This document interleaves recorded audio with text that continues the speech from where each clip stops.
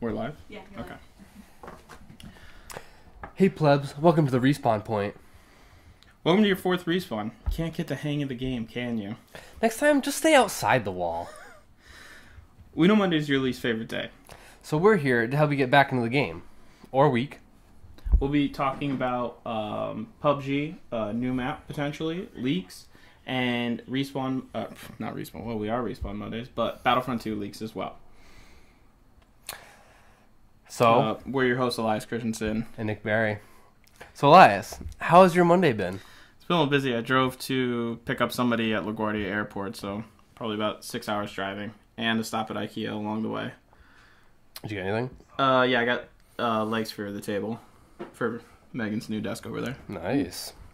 Awesome. So my Monday How was about you? just work. Just work.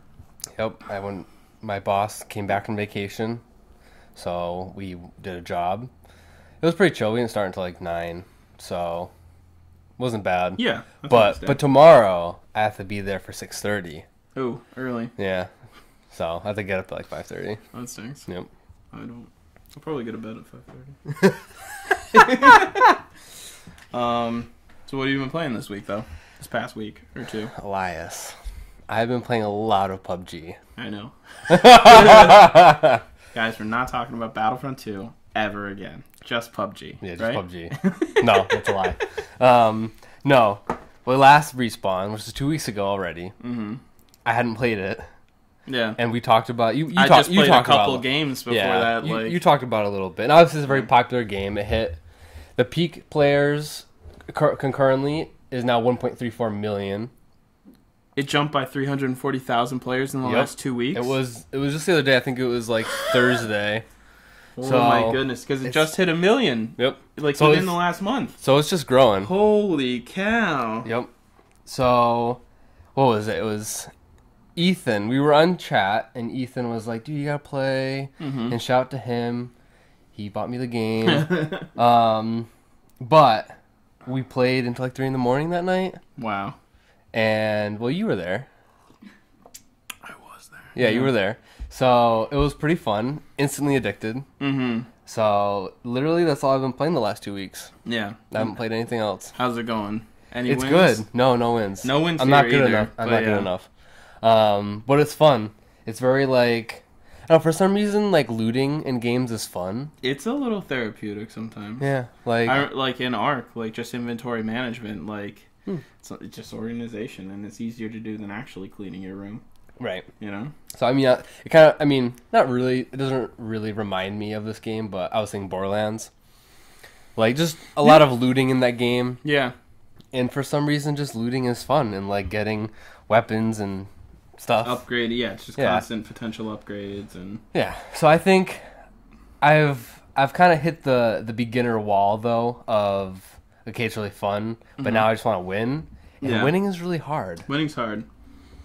So I'm I'm to start going to school more. yeah, exactly. So I'm just trying to like kind of learn how to do the last couple circles, like the final circles. I guess it's called. I think that's like the hardest part for me. Yeah, like the times I've done best, and it's a way of playing that a lot of people don't like, is just get to the circle as fast as you can. Yeah. Get to where you think it's gonna end. Yeah. And just hide. Just camp. Camp. And that's how I've gotten second. I think I've gotten second 2 times, and then top 10 I've gotten a bunch. But yeah, it's hard. Yeah.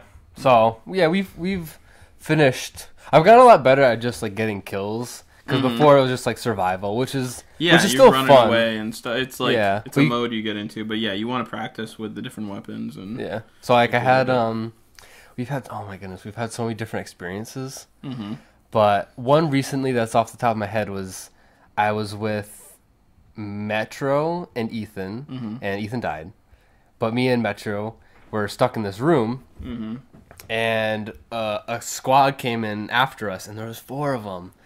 Came through the doorway. I was like in the corner, and Metro was more like in the line of sight. So Metro went down, and I was able to kill all of them though with an S12. You down the whole squad? With an S12K? Nice. Yep. So that was like my first like, oh hey, like maybe I'm not awful at this Maybe game. you're not horrible. Nice. So that was fun. Metro's good. Metro's good at hiding as well. That's like me and him getting a duo together. Like we'll go the distance, but it's just like the last. Just get a vehicle, get to the center. Like who cares if all you have is shotguns? Like we're just gonna hide in a room. Right. So that match ended kind of awful though because I forgot what we finished. We finished like 12th maybe. Mm-hmm. And we were hiding out at the edge of the wall in the yellow house. And I was taking shots at someone I missed. And then before we knew it, the wall was closing in. We're like, oh crap, we're like right in the edge. And it was so far in the game where the wall kills you almost instantly. Yeah. But the stupidest part though is that there was a fence outside this yellow house and there's no like gate or like so like we were like we can't get around this thing. You're trying to jump. Well, you gotta we couldn't jump it. You gotta learn how to crouch jump. Okay. Unless it's too tall, because there's the tall one which you can't jump at all. I think you could have crouch jumped it, but I'm not that good. You have to hit. So I ended up just shooting it, but at that point it was too late. Yeah, or you can shoot it. That's what you got to do with the tall one, is you just shoot it. Right. So I was trying to be like, okay, I want to give my position, but the wall was coming in so fast it didn't matter, so I should have just done that right away. Yeah. So we died, and it was kind of we had a chance, like probably not a big chance, but it was final circle. There's like 3 squads left, or depending. So, but nice. Yeah, I think like the whole game is just really fun, like the whole like aspect of jumping out of a plane and like picking where you want to go. And start. Which I didn't know. Like I've been watching a little bit of H1Z1 gameplay, and I thought I'd seen H1Z1 gameplay before, but I think I watched like some real older stuff, and I think they jump out of planes too, unless I'm thinking of Fortnite or something. Fortnite's the same. I saw Dr. Disrespect playing something that looked worse graphics than PUBG, but you were jumping out of a plane and. Right. Yeah. Well, Fortnite is like a direct copy of PUBG. Like, cool. It's a mod, right? It's still in beta. Like, I don't know. I watched some gameplay, and it seems like I could be really good at that game, but well, I like PUBG because it's more realistic. So I don't know. Fortnite does more Arma like. That's what we should do. Is we should get Arma as well. And there's so many crazy mods and like storyline, like campaigns that people have self-made. Right. That it's like. You can really practice bullet physics and all this stuff. I mean, if you want to practice sniping, because that's where I am. Like, that's what I want to get better at. I've gotten somewhat decent at spraying with the AK, and I say somewhat loosely. I don't know by my standards. I've improved. Yeah. I always liked the shotguns in that game, so I want to get sniping down, and I want to get zeroing distance. Yeah, what is that? So adjusting the zeroing distance on your scope will adjust. At what distance the center of your reticle... Like how far? Yeah. Okay. At what distance that is accurate. Okay. So... How do you change standard that? Is 100. Typically it's page up, page down. Oh, okay. I've rebound scroll wheel to it. Because it does, I have noticed that, default is like 100 meters. It has it.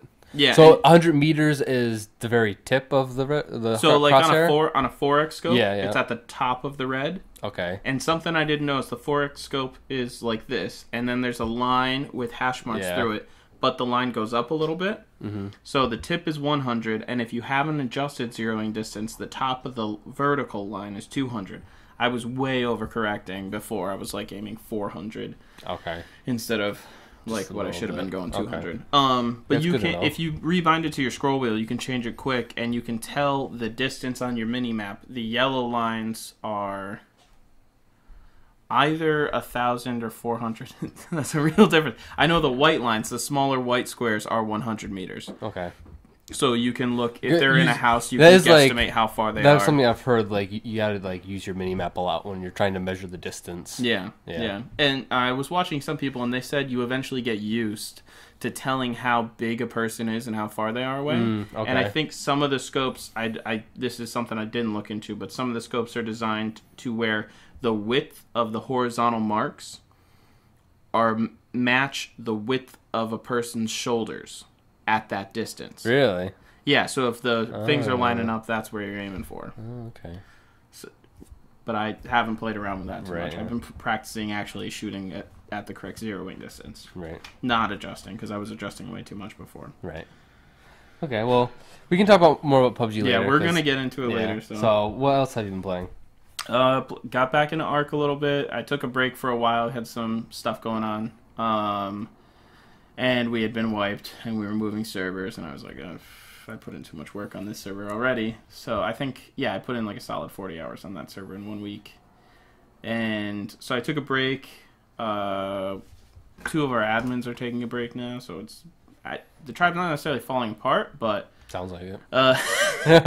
So me, Cooper, and Matt, and Ethan, Pulveron, are just taking a break, trying out Ragnarok, and we're still having a tough time on that. But I haven't been giving it my all, so hopefully within the next 2 weeks we can get something going. Good. Played a little CS:GO. We'll get to it later, but the Spectrum 2 case leaked, and I sort of wanted to see if I could get one and open it. I didn't end up putting enough time into it, and I didn't want to buy one off the market because they'd be overpriced. But right. Maybe this week we'll take a look at that. The skins look great out of that case, I do have to say. And then I tried Deathmatch and Overwatch. I literally played like 4 games maybe. Did you just win? all on the castle thing, no. I think I did okay. Like 2nd place or something once, but... Hey, in PUBG, that's really good. Yeah, PUBG is really good. I liked McCree Yeah. on those maps. He's really strong on that map. Yeah, in that game mode. on the castle, I really liked him. I noticed a lot of people were playing Junkrat on those maps as well. I think because the corridors are so tight, his bouncing explosives really get a lot of use. He had a buff recently, so he has the 2 concussive mines. So Yep. and his ult is like OP right now too. Still, Yeah. I don't think they fixed that yet. I don't know. I don't think they did. Okay. I think it'll be in the news, but they're nerfing it just a tiny bit because it's a little too strong. All right. Like, cool. So, all right, ready to jump in the news? Yeah, let's get into the news. Okay, we got the news for you guys. We're gonna start with Overwatch. I got just a little bit here. The Junkertown map is coming. Yep. It's coming tomorrow. Sweet. So We should maybe play some tomorrow. we should probably. That'd be fun. Yeah, because that map looks really cool. But yeah, they teased it like weeks ago, so we're finally getting it. So that's cool. Yeah, and the trailers and stuff they had for it were pretty funny, so I'm pretty excited for it. Maybe to learn a little bit more about Junkrat and Roadhog. What's the area that they're from called? Is there a name for like their... Well, it's the Australian Outback. The Australian Outback, okay. Yeah. Cool. So that's where it's based out of. They're from Junkertown. That's where they're from. Right. So they introduced with the map, like the whole... I don't know if it's like the announcer of the map or whatever, but it's like the queen, which may be a new character all of a sudden. Yeah. I mean, they paid for a voice actor. Right. So that's like a rumor going around that Okay. at least people want it to be a new character. That could be pretty cool. Yeah. Along with that, Jeff Kaplan did an interview when he said character or hero 26 is playable. Like it's internally it's a playable character. Oh, okay. But so he says saying that it's been developed enough that it's getting play. Yeah. Okay. Exactly. So he said it's going to take a little bit longer to come out than you think. But I think we all think it's BlizzCon, which is in November. So meaning it's not coming out in BlizzCon. I would find it hard for them not to have a new character at BlizzCon. Well, it might not come out at BlizzCon, but they might tease it. That'd be lame. They do so much at BlizzCon. Like, yeah, it's like if you're involved in Blizzard games more than just one game, you're always going to get your money's worth.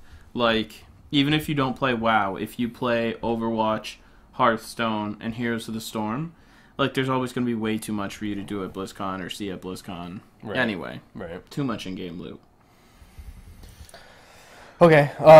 There's no patch notes or anything because the patch isn't out yet. It'll probably be tomorrow. I don't think there'll probably be some character changes, but... Yeah, the only thing I would say is Jeff Kaplan also did a video about community... Toxicity. And it was a little weird that they're...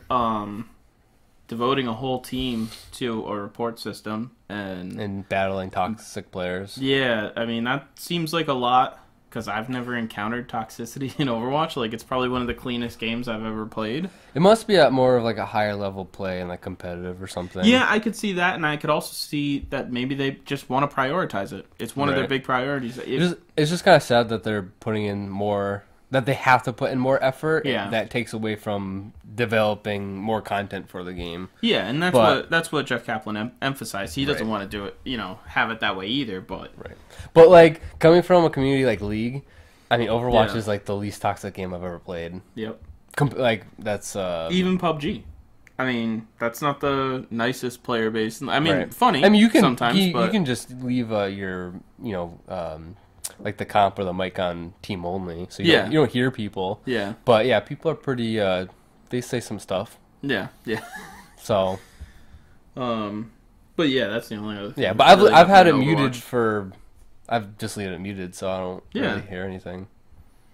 Yeah, I've never had an issue in Overwatch, but I mean, it shows that it's one of their priorities, and that's a good thing, I guess. Yeah, I guess. I mean,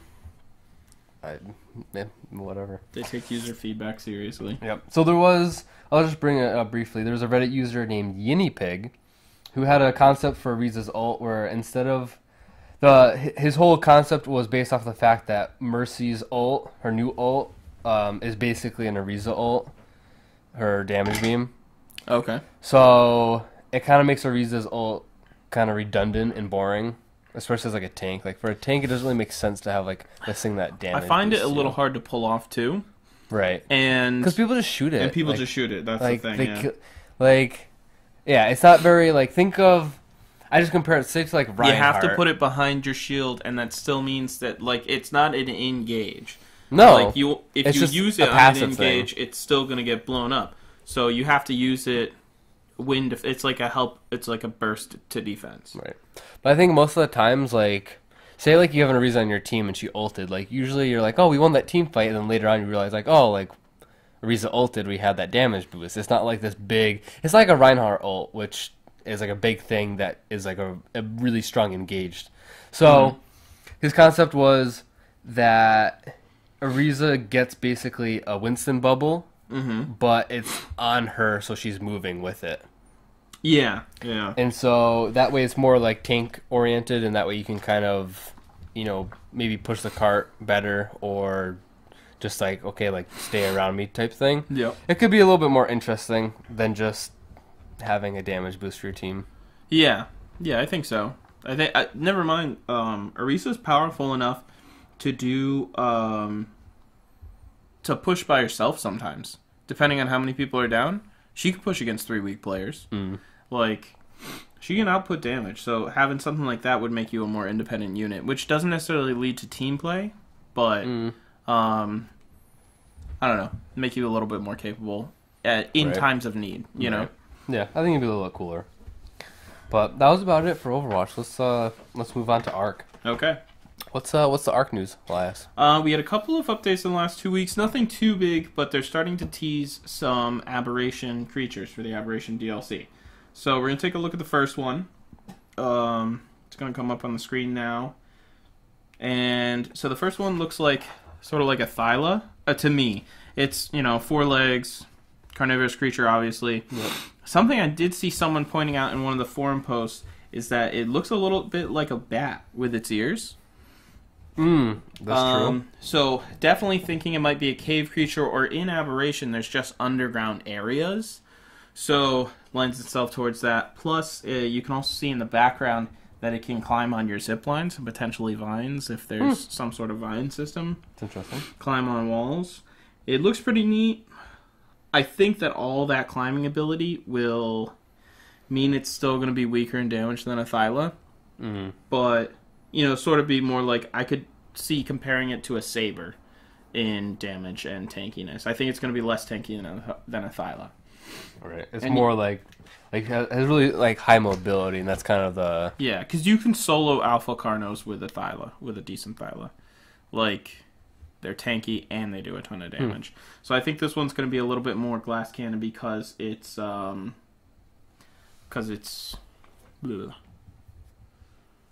because of all the utility that it gets. Right. Right. There's usually a trade-off there. Second one? Oh. What were you saying? I wasn't sure if you wanted it back to you. Oh, no, let's just go to the second one. Take a look at it. So the second one, I don't really know what it's going to be, and we haven't heard too much on it. They're just teasing them because the DLC is going to be out like next month or something. Right. 2 months at most, because they'll probably delay it. So there's no release date. I think there is, but I forget. I don't really care. Okay. Mrs. Told My Head says that's not cute. Lol. So the second one just sort of looks like I wrote down salamander with moth wings.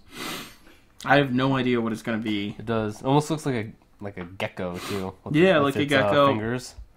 Well, I guess that's I like could frog. almost see this being a shoulder mount. Another shoulder mount that they incorporate into the game, which would mean that it has a little bit of utility, but it'll die probably all the time. You'll probably have to tame a ton of these. Right. If not, who knows? Maybe it could be a replacement to the Pteranodon. You know, a glider. What are those small things you find on the beaches all the time that spits at you? Dillo? Yeah, maybe like that. Yeah, it could be that size. I was definitely thinking something around that size. Right. It makes me think of Lymantra, which is the moth from Scorched Earth. But I don't know exactly what it's gonna... no word on abilities or anything. Looks like that thing that killed the fat guy at Jurassic Park. Well, that's a Dillo. Yeah. Right. That's a Dilophosaur. So, same train of thought. Yeah, yep. So, then they got into Arc Digest 48, came out with this mysterious mystery. Which I don't get that. The Mysterious Mysteries. So what is Arc Digest 48? So Arc Digest is a series where they answer community questions in some of the updates. And these are just some highlights from that.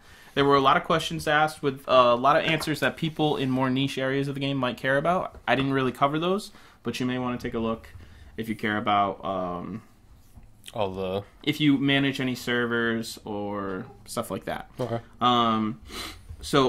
But some incoming things that they took community feedback is what I really picked out here because I'm excited for them. Yes, sir? Do you want it back on? Yeah, now. Good idea. Megan's I clicked the outro. You clicked the outro. I think you can unclick it. I can't. Okay, I did. Sorry. Good. No problem, honey. Dun-dun-dun-dun-dun. Sorry.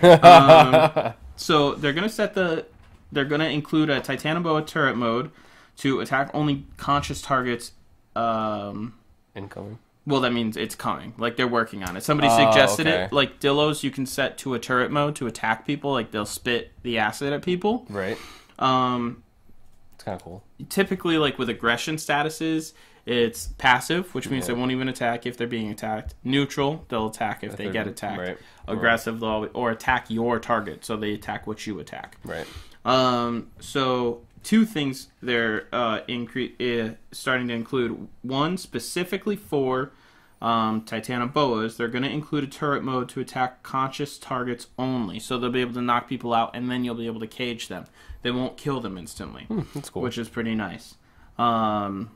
Gives it another utility for all the Titanoboas you're going to be taming to tame all the Thylas if you're done using Ovis, because Ovis meat on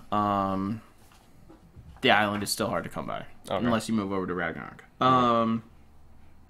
But they're also going to be including a flea aggression status for tame dinos that you don't want to even enter into a fight. Like maybe let's say something gets left outside, or something you'll run into a lot is like if you've ever had a Pteranodon attack another Pteranodon, like an enemy Pteranodon, both tamed, they'll just fly up in a circle and they're never going to come down again.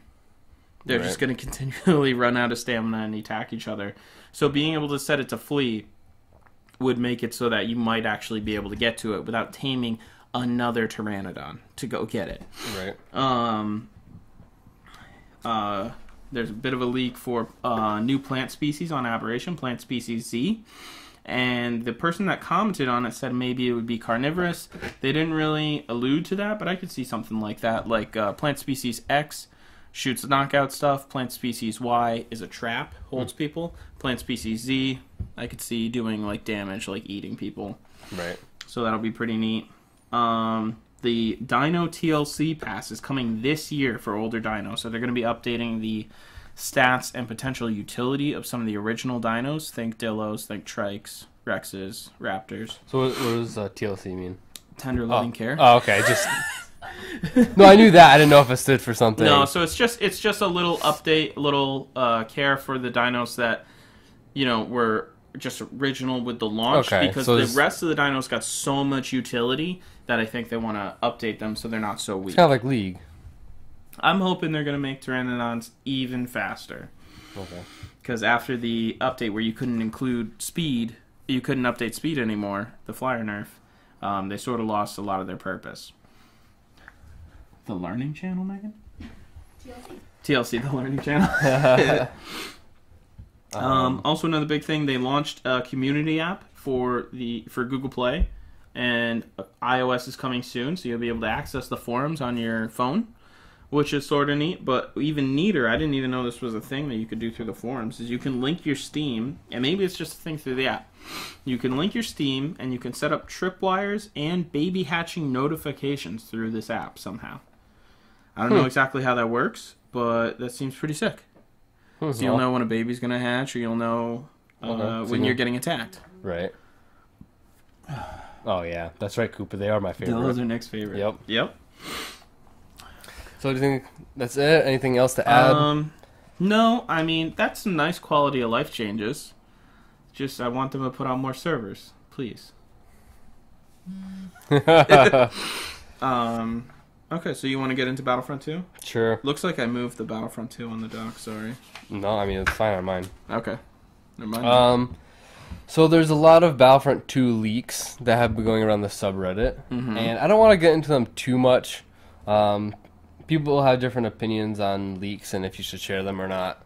I don't really mind as much. I like to read them because I'm interested in it. Yeah. It's not like the movie is a lot different. Like, I don't want to know anything about the movie. Yeah, the movie, you gotta be careful. Like, I'm like, don't tell me anything. But when it comes to the game, I'm like, yeah, I want to know everything. Yeah. So, I'm not going to get into it too much, but a couple interesting things. Okay.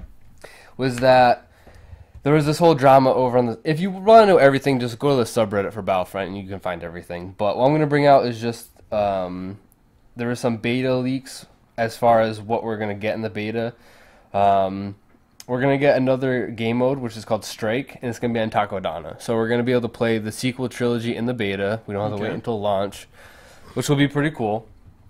And this new game mode, Strike, is a game mode we haven't heard of. It's rumored to be a 10v10. No heroes, no vehicles or anything. And it's also rumored to be something like Capture the Flag, but not exactly like Capture the Flag. So that's pretty neat. We'll just have to see. But it's really cool that we'll be able to play it on the sequel trilogy for the beta because I'm pretty excited for that. Yeah, that sounds fun. The beta size is rumored to be 14 to 16 gigabytes. And to reference that, the beta file size for the last game was only 7 gigabytes, or 11 gigabytes for PC. Okay. So it's bigger. So that was roughly it. There's some other things I'm not going to mention, but bigger leaks were things about the actual launch game. And again, not going to go over everything, but I'm going to go over the heroes and the maps that are rumored. Okay. And so I would take this with a grain of salt. It's not 100% true. But it could be true. Yeah, so some of these names we've heard before, but some of these names are... Yeah, most of them you would either assume are in the game, or you'll be disappointed that you don't hear a name. Okay. So the list is, for the light side heroes, we're getting Han, Luke, Leia, Chewie, and Lando, all from the previous game. And then we're going to get Rey and Yoda, who we've already seen, and then Finn in December. So no... Anakin, no Obi-Wan, no Mace Windu, no... It'd be so sick to have Obi-Wan. Oh, yeah. Oh, my goodness. So I'll go on this in a second, because it's not confirmed. Yeah. Dark Side Heroes, we're getting Vader, Palpatine, Boba, and Bosk. Bosk is coming back. Hopefully he's going to be nerfed. Iden Versio from the campaign, Darth Maul and Kylo Ren. So all names... that we're familiar with, or we already know are in the game, besides Iden Versio, I suppose, and then Captain Phasma in December. Okay, yep. So, recently, the leak, or the rumored leak, is that we will get Obi-Wan and General Grievous if General Grievous is finished in time. If we buy enough season passes. No. If enough people pre-order. No, they're saying that Obi-Wan is like the counterpart to General Grievous, yeah, because they battled in the movies and everything. Yeah. So He's a little tricky, I guess, to finish because he has like 4 arms and 4 lightsabers. Yeah, I could see the physics being a little... So, but if he's done in tricky. time and polished, they're going to add them both at launch. He's just got a big collection that they're working on. Yeah. So, and then it's also rumored that we're going to get a lot of hero skins. Oh? Like, different outfits from different movies and stuff? Not every character. Like, obviously, like Darth Vader only has one, you know... You could have a suit. You could do an out of suit thing, like. Well, that'd be an entirely different hero. That'd be Anakin. No, I'm saying Darth Vader. Out of suit. Well, not completely out of suit. Like he's still gonna have his prosthetics and he's still gonna have some of his implants, but he'll die. He is able to power through some extreme circumstances. I don't think that's how it works. Yeah, check out the Stupendous Wave on YouTube, dude. He does some good videos, makes some good arguments. Well, that's besides the point. You gotta check out the new Vader comic, dude. So lit. But so it's rumored, and I would say it's a pretty safe bet, especially knowing we're gonna get costumes if you pre-order or skins. So we're gonna get actually 3 skins for Kylo Ren and Rey. And then we're going to get different skins, for example, like Luke. Like, we're going to get Farm Boy Luke and Young Bespin Luke. Old Luke. That'd be cool. So that's... Well, that'd be a little spoilery, because, yeah, I saw some interview with Mark Hamill recently, and they asked him if he was going to use a lightsaber in the new movie, and he said, ooh, I can't answer that. Well, you better. Yeah, you better. And then so for maps, and these are confirmed, by the way, because so EA Star Wars tweeted actually today a bunch of question marks in a list. And I'm not bragging, but I was the first to decode these question marks as being the map names. Respawn Mondays. Yeah, and if you don't believe me, go to Battlefront Update's Twitter, and his first tweet about it, I commented. And you got a shout out in the video, right? In the video, yeah. So... And, like, I mean, I'm 95% sure I was the first one on EA Star Wars' Twitter. You'd have to go back to the timestamp. It was at 2:12 p.m. You were a busy man on Twitter today. I was at work. I think even, I think even before that, I was getting, like, retweets and likes on my phone, and I'm like, what's going on? I was still driving, so I wasn't paying that much attention. But yeah. So, these maps are actually confirmed for Galactic Assault, which is the big game mode. Sweet. So, they are... I'll start with prequel. There are Kamino, Naboo, and Kashyyyk. And then we have Hoth, Yavin 4, Mos Eisley, Death Star, and Endor. And then for sequel trilogy, we're getting Takodana, Jakku, and Starkiller Base. Those were all the maps in the question marks of EA Star Wars. So that's confirmed. And the ones in the leaked list added Bespin and obviously Crate, but that's coming in December. So I think it's safe to say Crate will be probably another big map. So that'll be 12 for Galactic Assault, which is pretty good. I mean, that's compared to the first game, which only had 4. Yeah.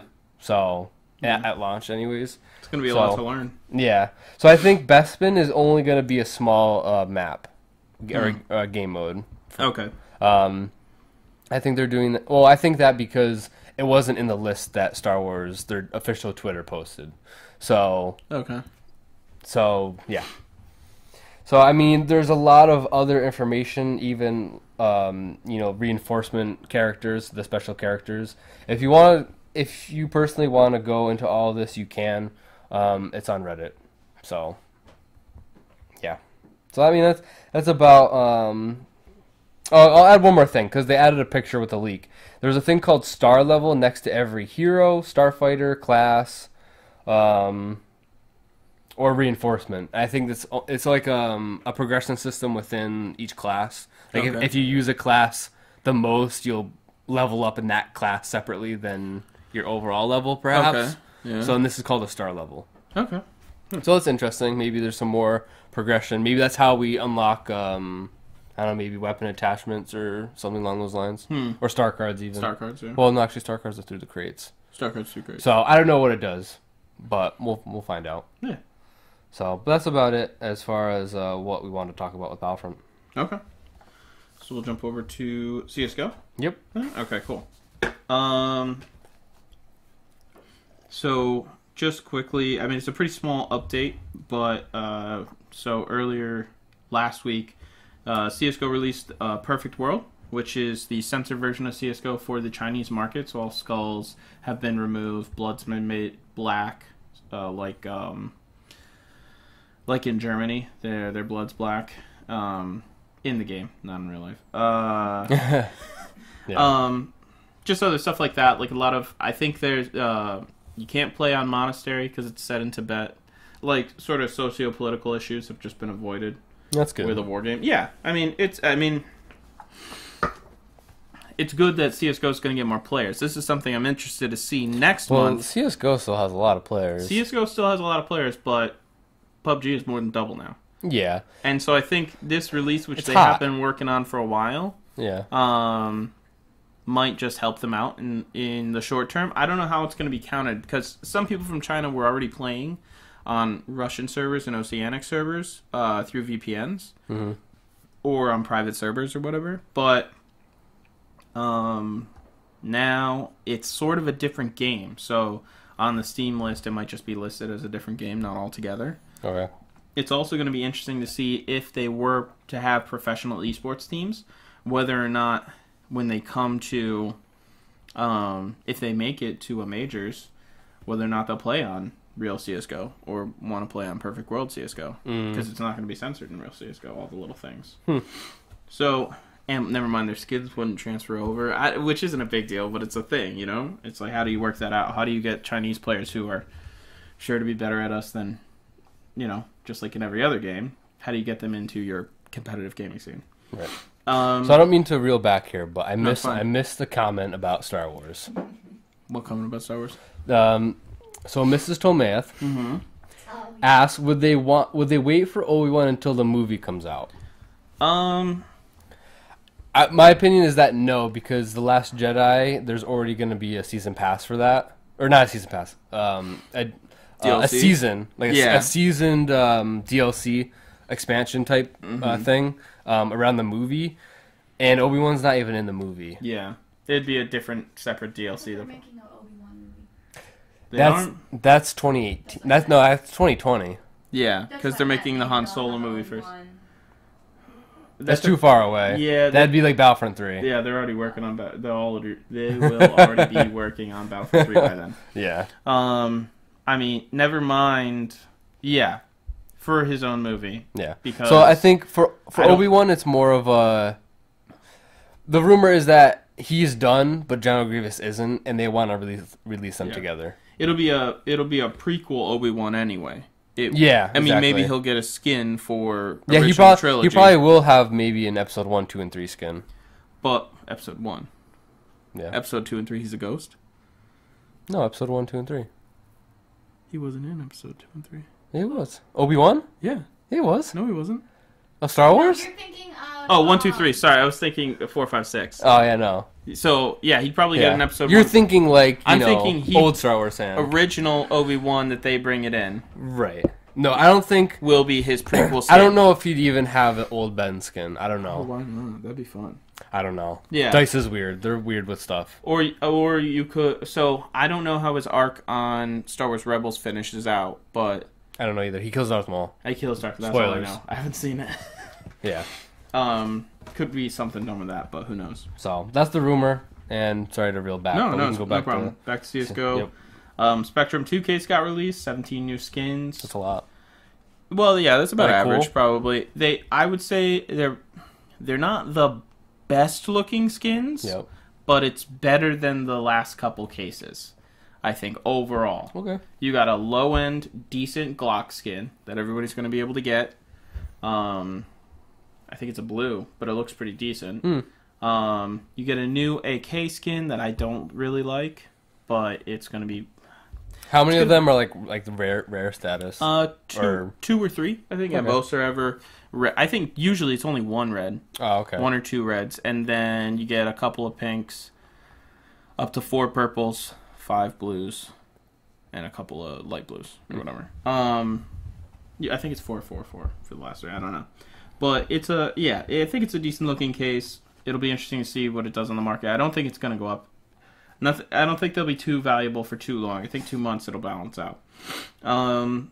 Then big gameplay changes is they've reduced unarmored aim punch significantly, and according to 3Clicks Philip video on the subject, it's 1/3 of the previous value. So if you're unarmored and you get shot, your face used to go like literally look at the sky. Right. So it was so hard to like. Someone punched you, you're saying? No, aim punch. So once you got shot, your aim went like this. So once annoying. it was essentially like in first round, if you got hit first, right, you're dead. You're not going to get the shot. That's kind of annoying. It is, yeah. So it's 1/3 of the previous value. So, I mean, let's go for first round terrorists. I think they got a big boost there. And then more pistol changes, and they're going to keep going through all the pistols. It'll be interesting to see what they do to the Deagle, but for now, we have the Glock and the P250. The Glock has had slight adjustments favoring accurate players who close the distance to their opponent. Increase in base damage, reduced damage at longer distances, slightly improved accuracy while firing rapidly, slightly improved accuracy while moving. So this is for terrorists, first round, get in a CT's face, like running, and have your burst on. Because the Glock has a 3-round burst in CSGO, so... Oh, okay. I think they're really trying to... Which is so funny, because, like, T's just rush all the time anyway in low-level play. So, I think we're going to be seeing a little bit even more of that. Then the P250 has been adjusted to reward longer-distance engagements, particularly against unarmored opponents. Increased base damage, reduced armor penetration...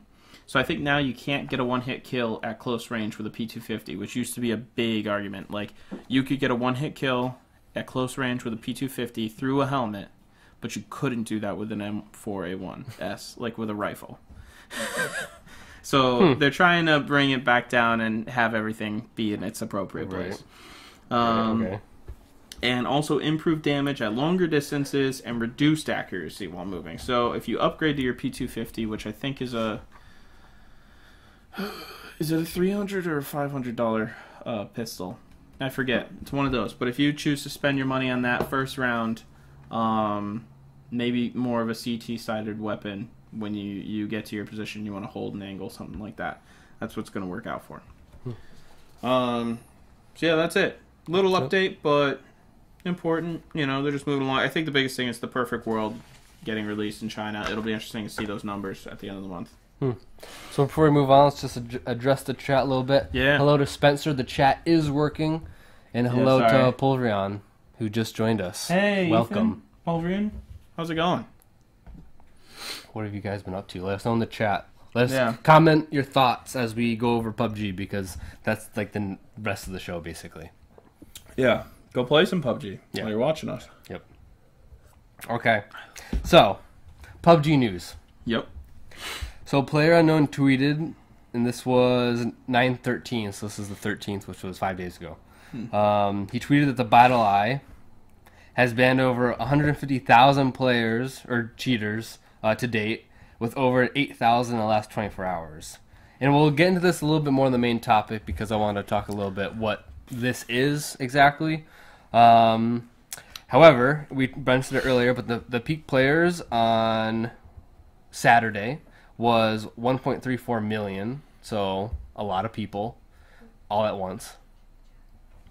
And we got some patch notes that went up on 9/13 as well. So we're going to go over that. Just to check the chat, Spencer was trying to tell us earlier. I think he was on my channel. He was on Tomath because I was hosting. You want me to go to the picture? No, it's okay. He was saying that for the Arc new Dino, I think he's talking about the small salamander-looking one. Yep. Might have sonar and might make you able to see in caves easier or something. Like night vision or something? Yeah. So are you hearing that somewhere? Is it on a forum? I saw you tried to post a link earlier, and I think I just have links shut off just so we don't get spammed or whatever. Yeah. Let us know where that's coming from. No, the other. Oh, because it looks like a bat. It's got bat ears, and we're thinking it's going to be related to the bat. we know even less about the other one now. Yeah, so this is the thing, is Spencer's probably tamed more stuff than I have because he plays PvE, like he... Right. If you tame a bat, is it typically a shoulder mount, Spencer, and can you get sonar with that stuff? We're going to have to wait 30 seconds Yeah, now. I know, for real. A thought, while we're waiting for that, a thought that I had on PUBG with that banning over 150,000 cheaters. Yeah. And then that the peak players went up by 300,000. Yep, in just a few days. Maybe all those people bought new accounts. Well, no, because I don't think because it's active players. Yeah, but if you'd played 3 days ago. Oh no, 1.34 million all at the same time. Yes. Okay, because the total number of players is like over 10 I'm million. sure their sales did spike a little after they got those bans, though. Spencer says, "Don't think the bat has anything special about it. Not sure if you can tame it anyways." Yeah, I've never even tried to tame it because they're so crazy in caves. You'd have to kill all but one, and it's like, nah, just kill them all. Okay. Okay. After you're done, maybe I get a beer though. Yeah, that's fine. Okay. Well, we got a big patch for PUBG. We're gonna kind of highlight the big things. Mm-hmm. They mentioned vaulting, something that I even mentioned when I first played the game. Mm-hmm. Like, where's this vaulting mechanic at? Yeah. So they basically said that the vaulting system is not built on predefined objects or locations in the map. There are tens of thousands of objects that should be vaultable or climbable in the map. To perform the action, the geometry and properties of each object have to be dynamically detected and analyzed. The algorithm is quite complex and requires rigorous testing and fine-tuning. So basically, it's not gonna be anytime soon. Basically, it sounds maybe like they'll want it for launch. Yeah. Oh yeah. So because he said that they're gonna test it for a long period of time in early November. It's not something they want to test just for like a few days. Yeah. So they're working on it, but it's not ready yet, and they're gonna test it the necessary amount. Yeah, because typically their beta releases or test releases on this are like they go up for 3 days and then it comes right to the public servers. It's not a big deal. It is interesting, like just watching a bit of the trailer they had about vaulting. I think they had a video on it. It is a lot more complex because you can climb walls almost as tall as you. Get on top of things like that. I remember when DayZ, I think they had a little bit of a vaulting update, and it was like, no, you can jump over small fences now. Right. Like, it was a lot less. Well, that would have been really helpful when me and Metro were playing. In PUBG. In PUBG? Yeah. Oh, yeah. Like, if we could have vaulted over that fence, that would have been helpful. Yeah. The Onyx... Okay, so Spencer says the Onyx unique ability is to devastate armor, makes it remarkably dangerous to players. Okay, yeah. That's the Onyx. The Onyx, that's a bat. That's a bat. That's the name for the bat. So that's pretty OP. Also, I apologize. I don't have... This is not working. I think I'm going to have to open this up in a CLR browser each time we stream. Usually I was going to try to have the chat on there, but okay, we'll get it next time. Work in progress. Yeah, always improving. Okay. So idle players earning BP in PUBG, which is the currency in game. They've implemented rules that will not allow idle players to earn BPs. Which is kind of like, why are you playing PUBG if you're going to go idle anyways? Yeah, like do people do that? I think so. I think like, I see a lot of people jump out of the plane and like blow their chute as fast as they can. Right. And then just coast down to like they find by the time it tells you where the center is, they can still fly there for a little bit, you know? But I wouldn't say that's being idle. Is it considered being idle? I don't know. I think idle would just be you didn't move once in the game. Right. So, I don't know. Like, you don't earn that much BP for sucking anyways. Or are you saying maybe they're being idle in the zone? I don't know. Because, like, I know, like, I've seen, like, screenshots of people winning and they get, like, over 1,000 BP. Oh, yeah. Yeah. Yeah, if you can win, yeah. So, like, if you're just being idle and die by the wall or something, like... You get... I guess that's the thing. I guess less than 100, I guess if you join a match, though, and just idle... and maybe you last until, 50 or 30, you get a bunch of BP just for making it that far. Yeah, I could see it being hard.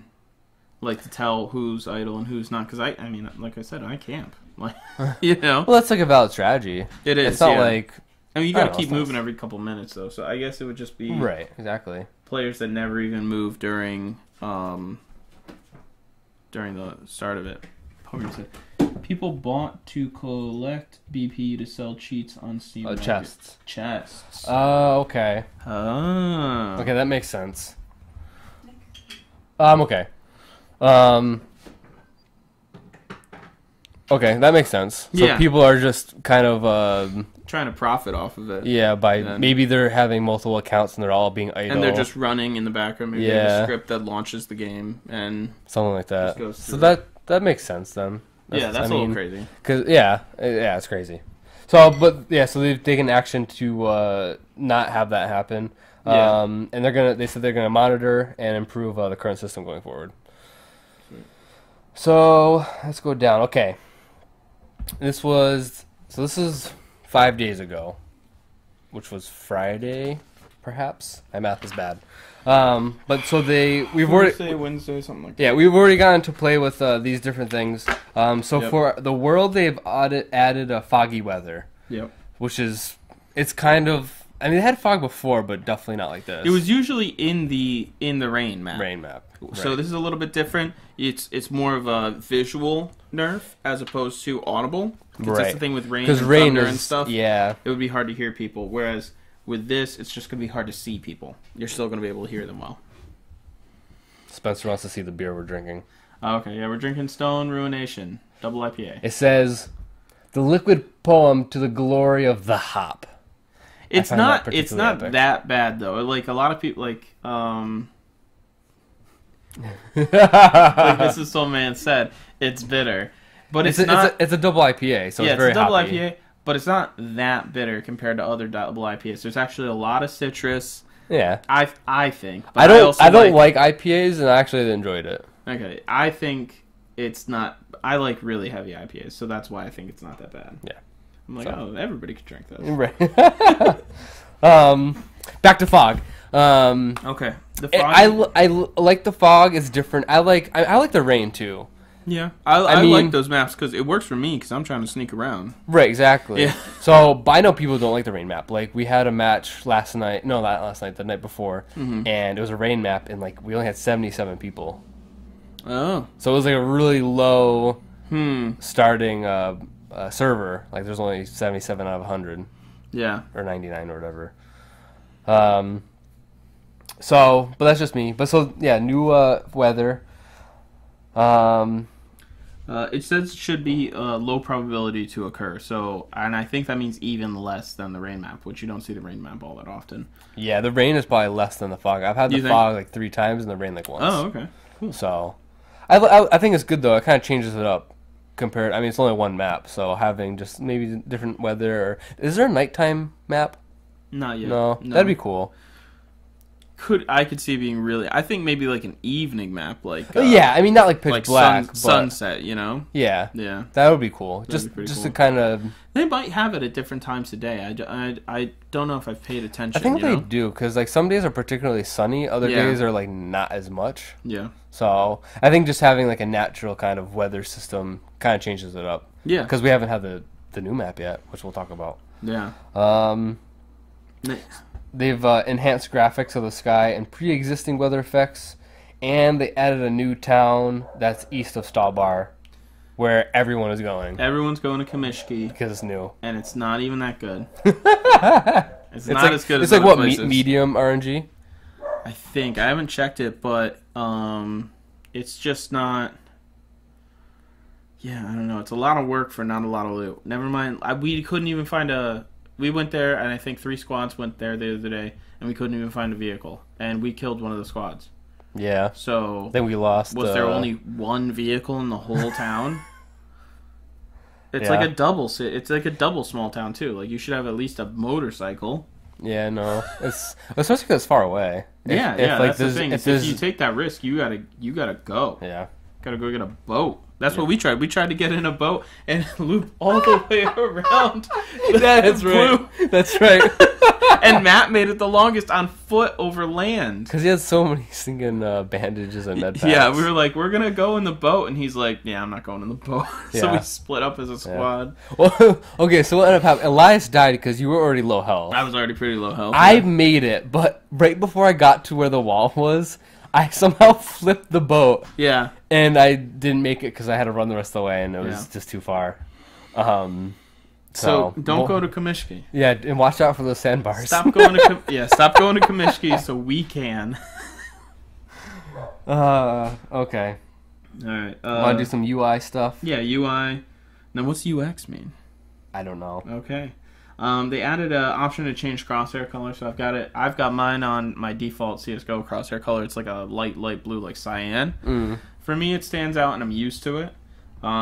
Is it cyan or cayenne? I think cyan. Okay. Added a new double tap feature in control options for leaning. Default keys set to Q and E. So I think before it was a hold down to peek, and now it's a double tap to stay leaned. You can set it to that. You can set it to that. You don't have to. I don't think I'm gonna do that. I think I would get killed. When doing when that. do you ever use Q and E anyways? Like for me, like if you're behind a tree, or no, I mean like why would you need it to be a double tap? Oh no, I wouldn't.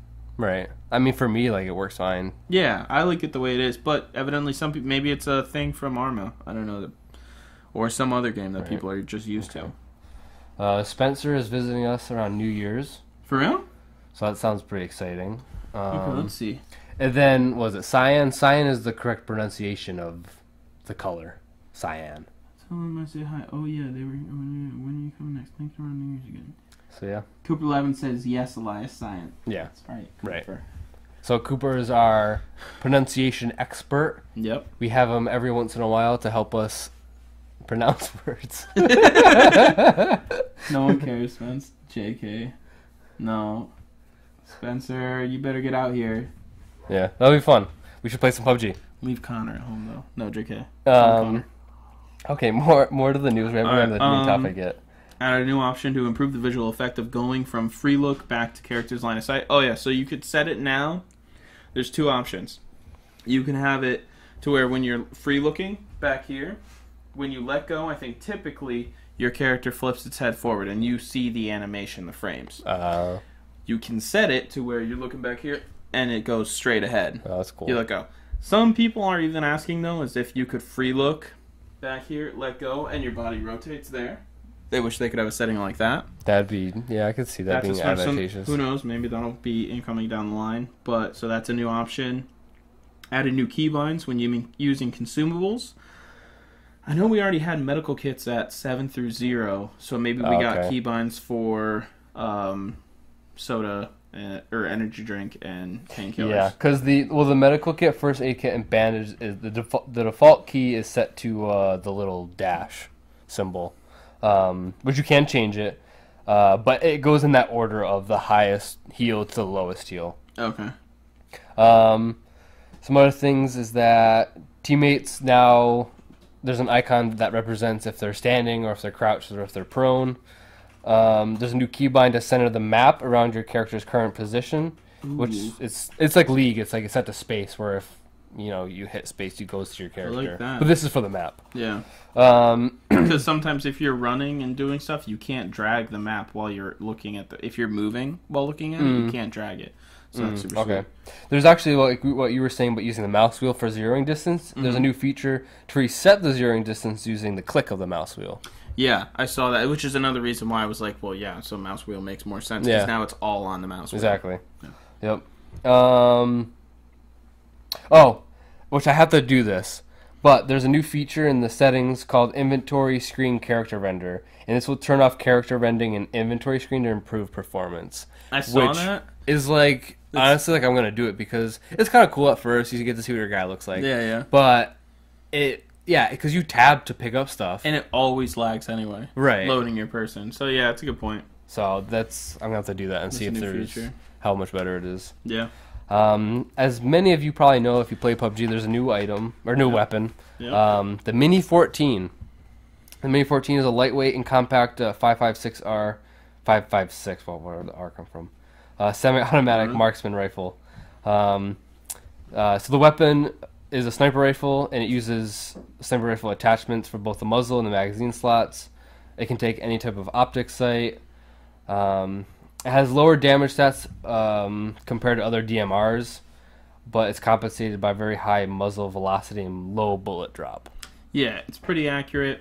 Shoots really fast, and the semi-automatic it has a higher what's the trigger? It shoots. You can shoot it faster. Oh yeah. I don't know what the word is. Fire rate. Fire rate. Yeah, it has a higher fire rate than the SKS or the MK14. Car. Well, yeah, way faster than that 'cause that's bolt action. Yeah, right. What's the other DMR? M24. No, That's M24 is bolt action. Okay. I think it's the MK14 is the other DMR, but it's only a crate gun. Right. That also shoots 7.62, but that one's, I mean, that thing's pretty sick. Right. But So this is more of like a... I've heard really good things about it's it. almost a running gun sniper. Yeah. Like, Well, because... So Battlefront update, so I mentioned earlier, he just got a chicken dinner recently. Oh, yeah? And he says he loves the Mini 14. I saw... Excuse me. I watched a video last night where a guy got 2 Mini 14s. And I don't know if he won, but he did really good. Huh. Just Because he running just around. had two? Like what, he would switch instead of reloading? I don't know, but he never changed out for another gun. Okay. He's just having He fun. just really liked it. Yeah. So just some highlights. They adjusted some weapons for balance reasons. They increased the crossbow reload speed by 35%, which is good because that gun kind of sucks anyways. It does. It's more. I mean, it really helps if you're trying to sneak around, Right? And you can get behind people. So I mean, the silence is great, but other than that, it's not really being used. Right. I tried using it once and I missed. Yeah, same here. Right. I did see a guy do a Daryl Dixon Walking Dead gameplay challenge where he only used the crossbow and the revolver, and he got a chicken dinner. Are you serious? Yeah, I mean, it took him a couple tries, quite a few, quite a few, but he was really good with the crossbow. Is that on YouTube? Yeah, it's on YouTube. Oh, I gotta watch that. Yeah, it's a really good. Really Okay, good that's episode.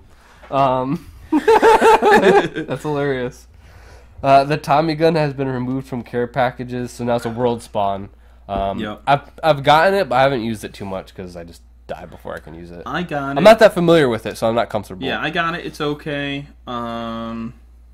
It's nice that it supports attachments. Yeah. Now it doesn't support optics though. Yeah, I don't know why, but that's just a balance thing that they wanted probably, because then if you want accuracy and you want optics, you need to go with the vector. Okay. Which you're not going to have a lot. You know, it gives guns variety and whatnot. Actually, recently I downloaded a PUBG app, and they have you can like select different armors for your opponent, and it'll tell you how many hits for each gun it takes. So that's kind of cool. The vector actually isn't as weak as people make it out to be. No, it's very similar. It's very similar to the ump for damage. Well, so. I mean, it should be a little more. Maybe I would think, because 45 is a bigger bullet. Okay. Yeah. So Pulverion says Tommy gun is the best for clearing buildings. So obviously more of a close range weapon. That. Yeah, I mean, yeah, that makes sense. Or you could just use an AK or a S12K. Yeah, I mean the S12K definitely. I like the pump action. Okay. And I don't know what the difference between the spread is. This is something I want to know. Is the difference between the spread on the S12K, which you can't put a choke on, and a pump action with the choke. Okay. That would be what would be most important to me, because I almost have thought of not putting chokes on guns anymore. Really? Why? Because sometimes you miss. You miss one. Oh, okay. And, you know, a wider spread would help with that. You can't put a choke on an S12, though. Exactly. Yeah. So, but... Okay, what else do we have? Horizontal recoil skill has been clamped for greater consistency for weapons with high horizontal recoils. So that's a little bit... so that's a little bit of a balance thing. Okay, this is interesting. You may now holster grenades by switching to another weapon or unarmed state unless you've already started to cook them. So I think if you pull the pin, you can still holster it. So how do you start cooking the grenade then? It's a manual key. Okay. Which, so cooking of grenades is now manual. Oh, okay. And the default key is set to R, so you can change it. Okay. But so cooking grenades is now manual. But so if you pull the pin, you can holster it. I'm assuming the holster for a grenade keeps it clamped, maybe? Maybe, or I'm guessing it reverts to a pinned state. Right. You put the pin because you're not going to pull it out and then have it blow up. Or like pull it out and have it in a ready state already. Or maybe I guess it could. I don't know. I haven't tested it yet. I haven't paid enough attention to what happens when you throw a grenade. In a firefight, I'm never like, oh hey, let me pull up my grenade. I've thrown a few grenades, but nowhere near enough. Like, okay, we gotta learn more. Okay. Adjusted the collision damage of motorcycles. So does that mean you're not going to be able to kill people with motorcycles anymore? Or does that mean motorcycles don't take more damage from hitting stuff? I think the latter. Okay. I saw a video of someone doing like a they did like a backflip off of a rock. The backflip. No. Okay, wait. I think this is a different one. That's a different one. No, that's a different one. We'll talk about that one. Yeah. No, someone did like a backflip off of a rock, and when they landed, they exploded and died. Oh.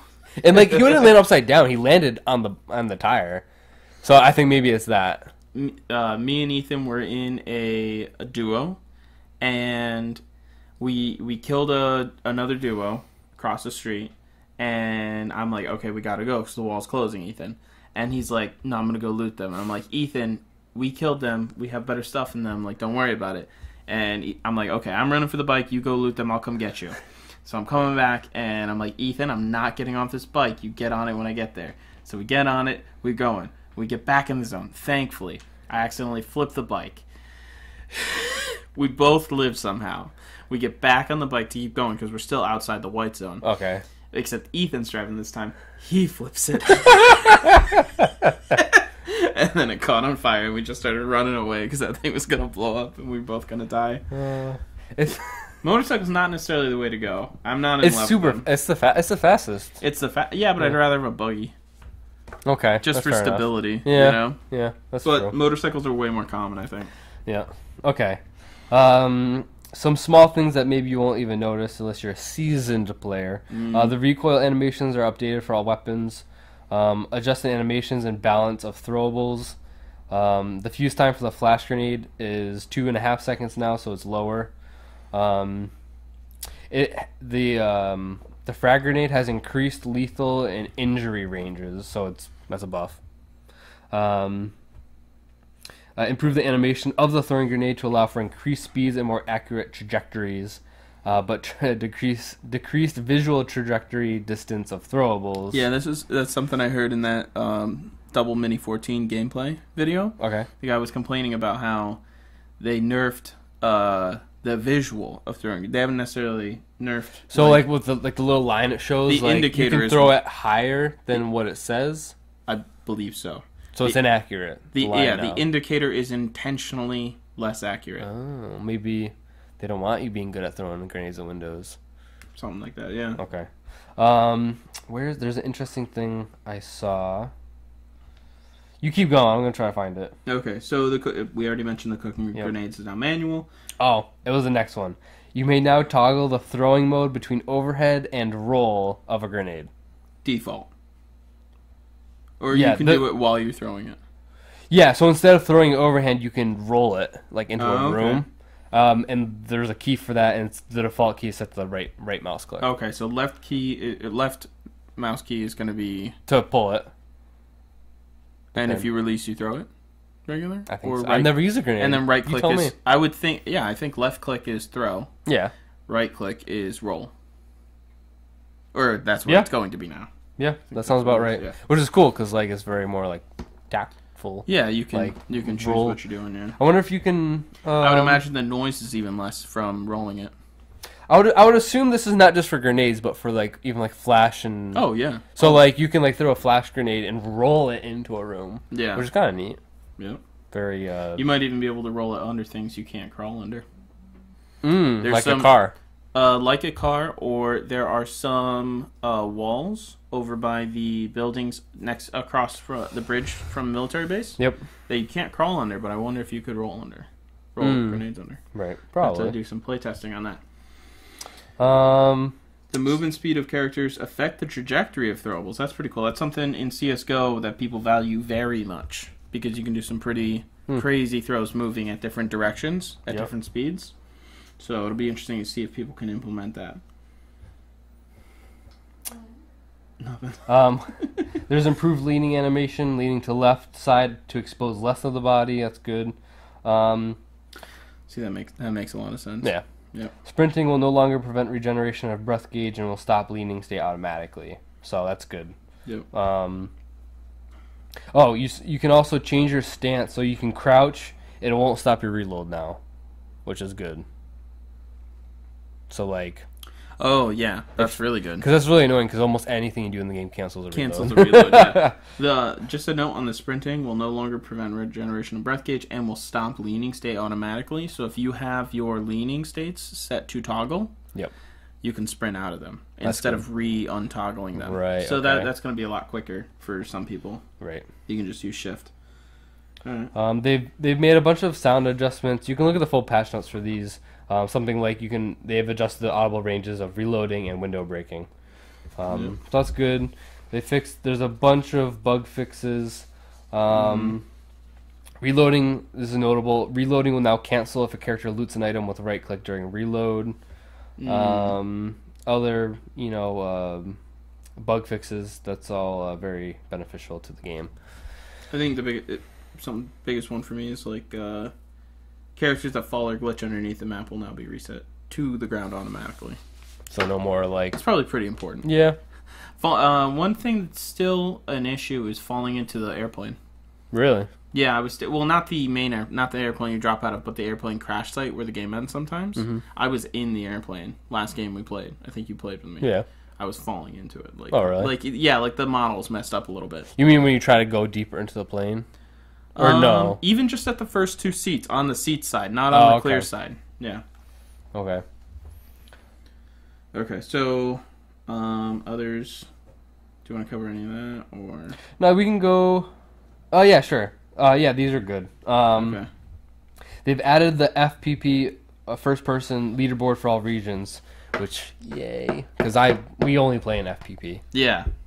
I mean, I don't judge you if you play in third person, but that's how it launched. I'm sure the people that were playing earlier were playing on that, and they wanted obviously to stick with it. they designed the game that way. But for me, it's so realistic and immersive. Like I want to just play in first person. Like that makes more sense. I think especially after War Owl, he made a video a couple months ago about how first person's the only way to play. And he's a pretty respected CSGO YouTuber, so right. I think... Not to trigger third-person players. Yeah, no, but it's just for him, that was the only way to play. And he played a lot of H1Z1 too, and he was experienced with third-person playing. So, I think it's a really good play to play. And the leaderboards have been fun to watch. Yeah, I think it's just a way to constantly want improvement. Yeah, I think it's awesome. Yeah. And they rumored to be reset monthly. No, they do. They do, okay. Yep. So the first of every month they reset. So, Ethan, if you're worried that your stats suck, they will reset. And then, they've... So let's just spend the rest of the month going to school. Yeah. Every game. Yeah. And PlayerUnknown has also said that long term they want to do... They're keeping your records of previous seasons. So even when it does reset...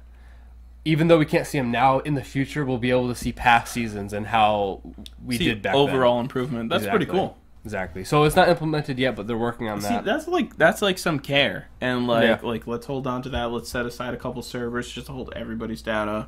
Yeah. I mean, that. even when they didn't implement the leaderboards yet, once they went up, we already had our stats. We already had our stats. They were tracking things. Yeah. Yeah. So that's awesome. That's pretty cool. Okay, finally out of the news. And we sort of still have news in the discussion. Yeah, that's true. I wanted to add the new map in part of the discussion, though, because I think it's cool. That makes sense. So we're probably going to stick with... Sweet. Yeah, we're going to stick with PUBG for our main discussion this week, because it's just so fun. Yeah. It's fun. That's actually the question. That's the main topic. Why is PUBG so fun? So we're going to answer that, as well as go over some other things. I think last episode we were talking about PUBG and we were kind of confused as to who made DayZ and who made H1Z1. So we did the research and we have the answer for you guys. Oh, okay. So I don't know if you read this, but we found out. Yeah, I mean I was looking at stuff like this earlier. Okay, so PlayerUnknown, his name is Brandon Green, and he is the creative director at Bluehole, who makes PUBG, and which sounds like something else every time I open the game. So he's the pioneer of the Battle Royale genre. He made the Battle Royale game mode for the Arma series. And then he went on to license his game mode in H1Z1. Oh, okay. And he also did the DayZ Battle Royale mod, which was his first. Oh. So he is behind all of them. I was gonna say. So not the games themselves, but the mode. He is the one who. Because I knew DayZ was tied into it somehow. Yeah. But I, for some reason, thought that Brendan Green was working on the standalone, but that was Dean Hall, who moved on to make something else that no one's playing. So that's very interesting. He is behind them all. Yeah, and he's now been behind the scenes for all of it. Yeah. And so now he finally gets his chance to create his own version of the game mode, and it's doing really well. Yeah. I'm just gonna check on some tech stuff real quick. Okay, so I'm gonna keep going on here. And this is a quote. He says, "From when I first started making the Battle Royale game mode in Arma 2, I have always wanted to make a good game. With Bluehole and their philosophy of creating well-made games, I'm confident that together we can create a great game." And obviously, they pretty much have. I mean, if there's over 1 million players playing at any given time, it's doing really well. And it's number 1 on Steam. So, there you go. So if you haven't looked, Brendan Green, or Player Unknown himself, posted a work-in-progress picture of the new desert map for PUBG. So there is a desert map for PUBG coming. I would assume it'll probably be for release. Yeah. Which will be in November. Do we want to look at the picture for that? Sure, can we do that? Yeah. Hey, honey, can you pull up that? Done. Done. Wow, that was fast. She's good. Yeah, ready. I was waiting. Yeah. So long for you guys to get to it. Yeah, sorry. So if you're watching live, you can see this picture probably right now. Yeah. No. No. Okay, now. So it looks very deserty. You can see that instead of an island, there's like canyons in the background, kind of being the blocking off the play zone, basically. Mm-hmm. And then we have really tall buildings. Yeah, comparatively. Right, comparatively to what we've had. Because most buildings are 1, 2, or 3 floors and a roof. Yeah. So, and you said about these new buildings Yeah, even the hospitals in Erangel are like 3 floors. 3 floors. Yeah. So these look to be like 6 or 7. But you said something notable. So for performance reasons, this is something if you played the DayZ standalone, you ran into is like if you ever, I forget what the name of the town was, like Zerghost or something. It was in the northwest corner of Ethan. What was the name of the DayZ map? Not Chernobyl. Chernaris. Oh, Chernaris. okay. So in the northwest corner, there was a town with a town hall building. It was like a town hall type thing, but it must have been like 12 to 15 stories. And that wasn't even the worst building in the game, but if you didn't have the right setup, it would chug. And even that, yeah, Chernaris. Ethan, what was the name of the town with the tall sniper tower in it? It was like a town hall building. The top floor had some of the best loot in the game. You might get an 8. Sinistock? No, I don't think so. No, I think it started with a Z, but I could be wrong.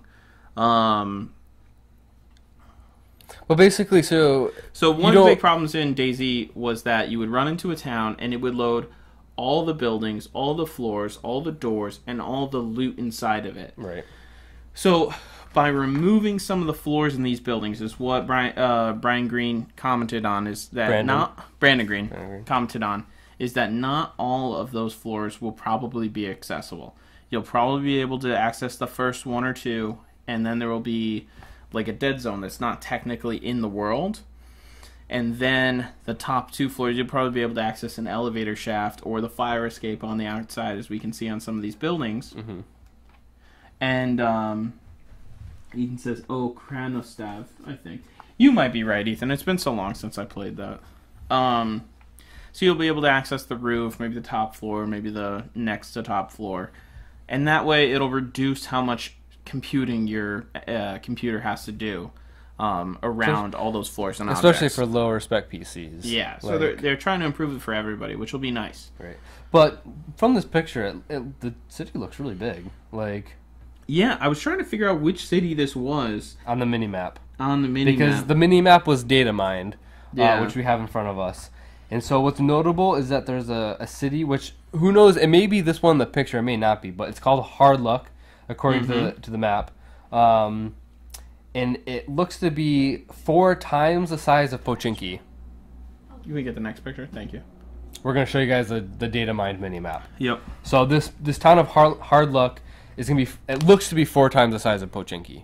Yeah. Which is huge. Yep. I'm pretty excited just for this area because you're going to have a lot of places to hide. Like, I think almost, especially in these cities, sniper rifles are going to be useless. Yeah, to a degree. I mean, you can still snipe. You can still snipe. But it's not like big open fields. Yeah, it's not like the open fields of Erangel. You're not going to be able to just hide in a bush right. and shoot people. Yeah. I'm sure there will still be some of that, but I think a lot of the fights are going to go down in cities as opposed to fields. Right. Okay, so Pulverion asks, is this map going to be smaller? No. It's actually going to be the same exact size as Erangel. Yeah. It's going to be 8 kilometers by 8 kilometers, so it's the exact same size.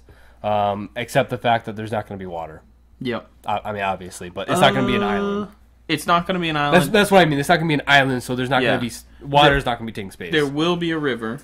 Okay. And there's a hints at potentially smaller water vehicles. Ooh. Like what? Not admitted, but maybe we're talking jet skis. Jet skis? I don't know. I don't know. That would be awesome. It would be, right? That would be so cool. Yeah, so, there was an interview that Brian Green did, and he did not admit to bikes, but there are bikes in some screenshots. Oh, okay. Or like leaked images. And then they asked about smaller water vehicles, and he said, I can't talk about whatever we're developing for this new map. Okay.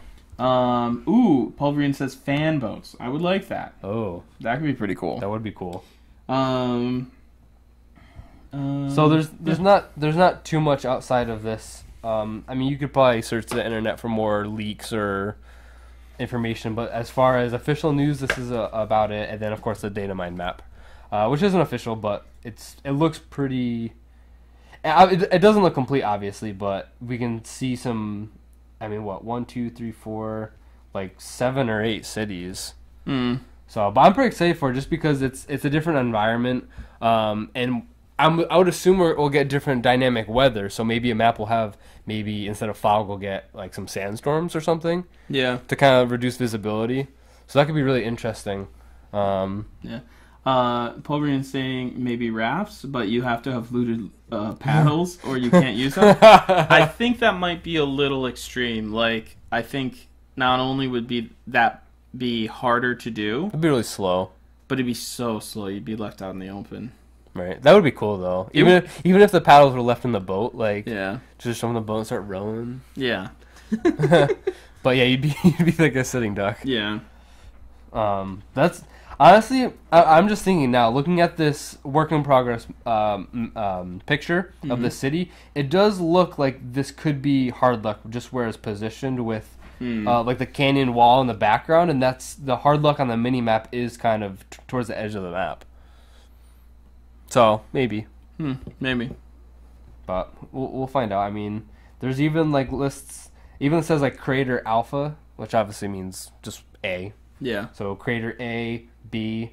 Looks like there's gonna be different craters. I'm interested to see where this is actually set in the world. Like, I mean, we can take Erangel, has its roots in DayZ, likely some sort of Eastern European area, or at least all the languages are based off that, and right.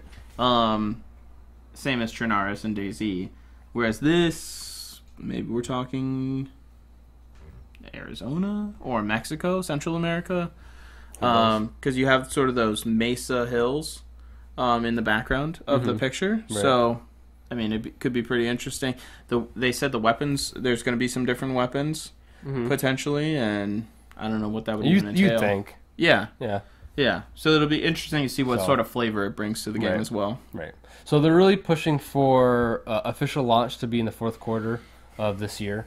So I would expect it for holiday season. You would think? Yeah. So this is something we talked about, but we're not sure about. Do you think that it will be released with the game, be released free, or be released as paid DLC. Yeah. I could see paid DLC, but I could also see they've already implemented a crate system that they're able to make money off of during invitationals. Yeah, well, especially I think once the game is officially launched, they'll probably have some type of set microtransaction crate system, where especially when this game comes to console, that'll be big. Yeah. I think. Oh, I mean, microtransactions are huge on PC for CSGO. Yeah. I mean, it's not... So, I don't know. I could see it going both ways. I could see this being a very big incentive for people who maybe haven't gotten the game yet. Be like, oh, there's a new map. This looks really cool. Because at that point, the game will be bumped up to $60. And I think they would want to bring that to console players right off the bat for that $60 price tag. Okay, we have 2 maps. Obviously, this game is really popular and fun. Yeah. We have 2 maps for console play, obviously for everyone, but bringing something brand new to console players you for want $60. For, you play 10 games on Erangel and you're like, oh, I'm tired of this. Let's go play on. Yeah, I think it's more like 50. Like 50? That first night we played like 17. Really? Yeah. Dang. Yeah. At least like 15. We played a lot, and I was I was just ready to play more. The next night I was like playing. Yeah. So, but yeah, back to Pulveron said something earlier about maybe some dinos chasing your raft. Basically, Ark. Right. Who knows? I mean, it is set in the desert. Maybe this. Well, I said that to you, or maybe it was last episode. I said something about there being wildlife in the game. Yeah, we were talking about that. I mean, now playing the game, I don't know if that would fit into the game. Maybe just some coyotes, though. But that would be like that would fit into like a mod or like a custom game. I think if you could turn on wildlife, and that's something I'm waiting for. Like I want some training maps. I want crosshair creation maps or whatever. Like I'm excited for the mod community for this game. Yeah, and then Pulveron also said he couldn't believe that there was a time I thought I'd never play it since it's my favorite game at the moment. Yeah, yeah, for real. Which I feel exactly the same way. I think I've said in the last 3 podcasts, like, I didn't want to play DayZ, or didn't want to play PUBG because you mix it up with DayZ. Yeah, well, I mean, it's a similar game. I just thought it was going to be the same, but it's not the same. It's so much better. It's so much better. Yeah. So it's like I was telling Elias after playing it, I was like, I'm not even excited for Battlefront anymore. totally took my mind off of it. Yeah. I'm still obviously excited for Battlefront, but like. For the next 2 months until it comes out, I am like... You're held over. Oh, I'm so held over. You're not as tense as you were before. I'm like, okay, we can stop doing podcasts or live shows about Battlefront. That was... Yeah. Yeah, I mean... So, but I could see, even when Battlefront comes out, though, maybe if there's some type of balance thing that pisses me off, I'll be like, let's just play PUBG. Yeah. I mean, that's the way that I am with Ark. Like I'll go 3 months strong on Ark, and then I take a month off to play CS:GO. Right. Like, like just a full month off. I'll log in every once in a while, but just try to get back into gold, and then once I get it, I go back to Ark. Sorry. No, it's alright. So what I want to talk about besides the big besides the map was that there was something I noticed on Steam that I found a little interesting. Is that the reviews for PUBG on Steam are only at 72% positive. And that's with 140,000 reviews. Which for a game that's only... When did it come out? May? Or March? I don't know.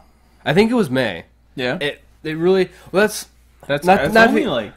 Right. 4 months? Yeah. 5 months? Well, I don't mean to get off topic here, but like that was something I was even saying with Ark last Respawn, was that they should have released an official game in a shorter period of time for them to get more money, but just to make it more official, because they can still add to it. Obviously, PUBG, it being so popular, they're going to add to it once it officially launches. But now they're able to get it on consoles, which obviously Ark did before it being officially launched. But to me, like, I like what PUBG is doing with having it launch only like 6 months after it coming out, or around there. I know. With the reviews, like 72% positive, I was very critical of like, how can you have was it $1 million invitational? Yeah.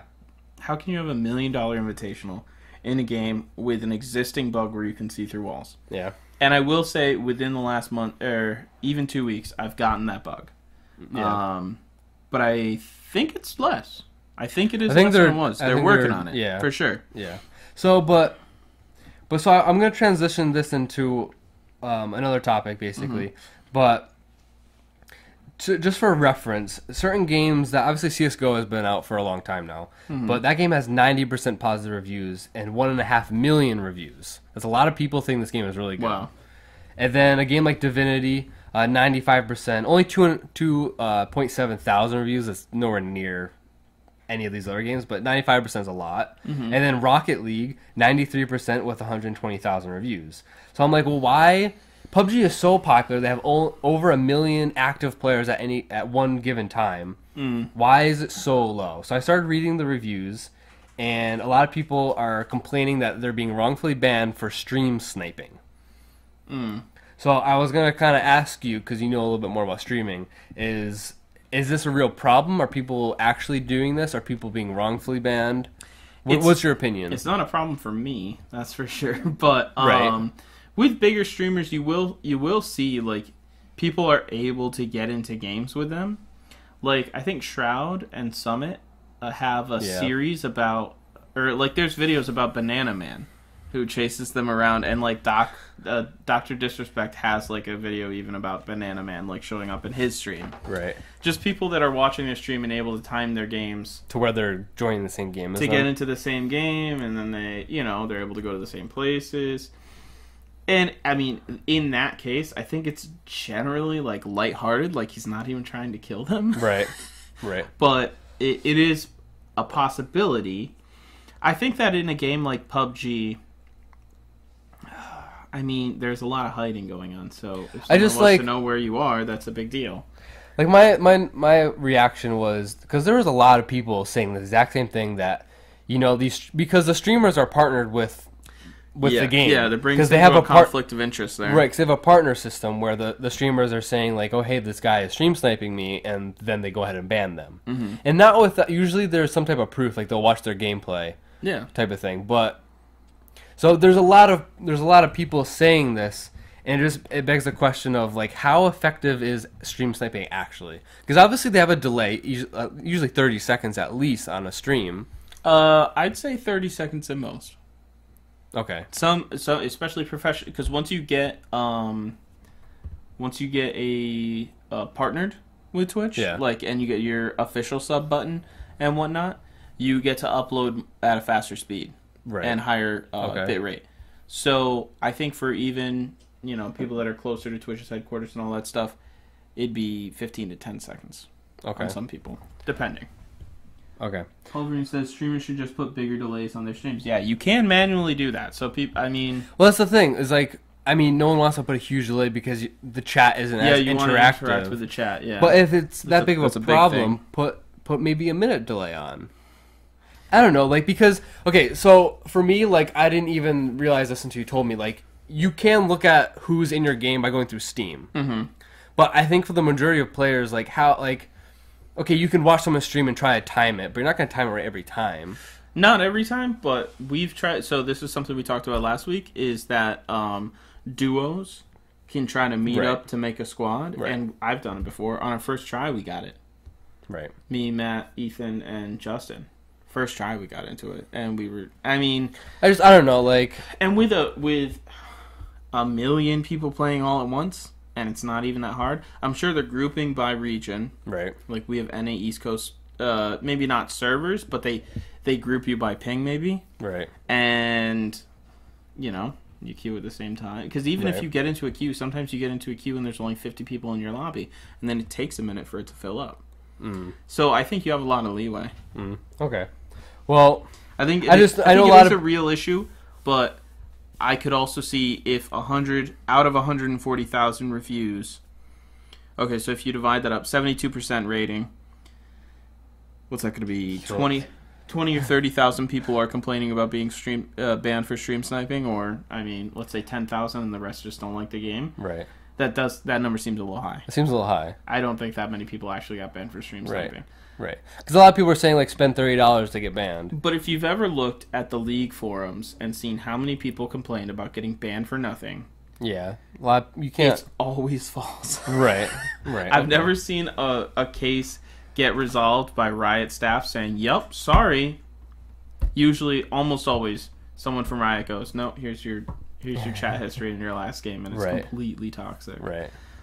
Yeah. So I think it might just be people overreacting and playing at the fact that this is an early access game. So maybe giving them bad press would hurt them to an extent where they'd want to reinstate their account. Yeah, that's true. This is only 100,000. Okay, so 40,000. So 40,000 people giving negative reviews.